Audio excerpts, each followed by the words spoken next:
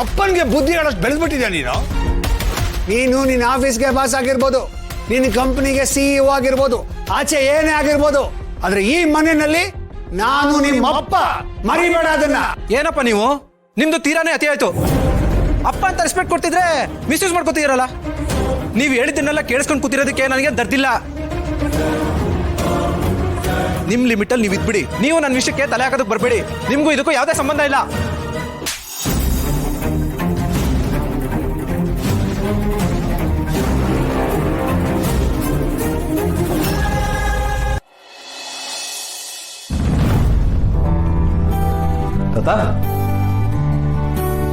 ಏನ್ ಗಾಬರಿ ಆದ್ರ? ನಾನೇ ಬಂದಿರೋದು. ಹೇಗಿದ್ದೀರಾ? ಚೆನ್ನಾಗಿದ್ದೀರಾ?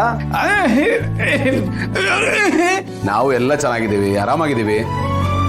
ಖುಷಿ ಆಯ್ತು ನಿಮ್ಮನ್ನ ನೋಡಿ. ನಿಮ್ಗೂ ಖುಷಿ ಆಯ್ತಾ?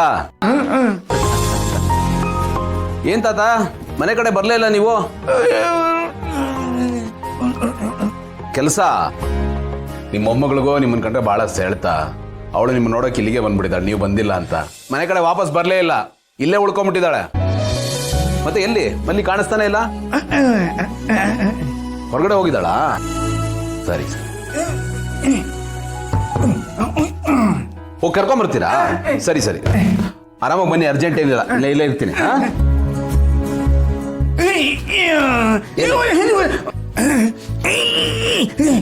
ನಿಂಬೆಹಣ್ಣು ಶರ್ಬತ್ ಮಾಡ್ತೀರಾ? ಮಾಡಬೇಡಿ, ನೀವು ಆ ತೊಂದರೆ ಎಲ್ಲ ತಗೋಬೇಡಿ.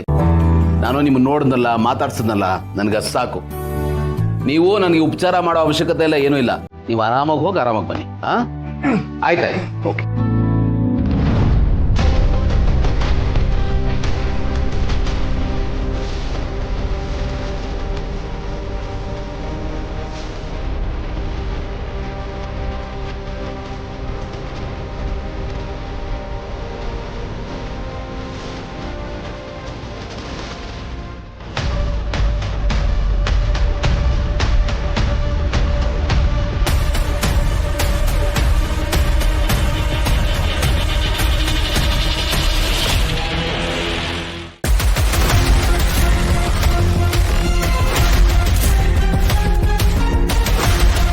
ರಾಜೇಂದ್ರ ಭೂಪತಿ ಹೆಂಡತಿ ಫೋಟೋ.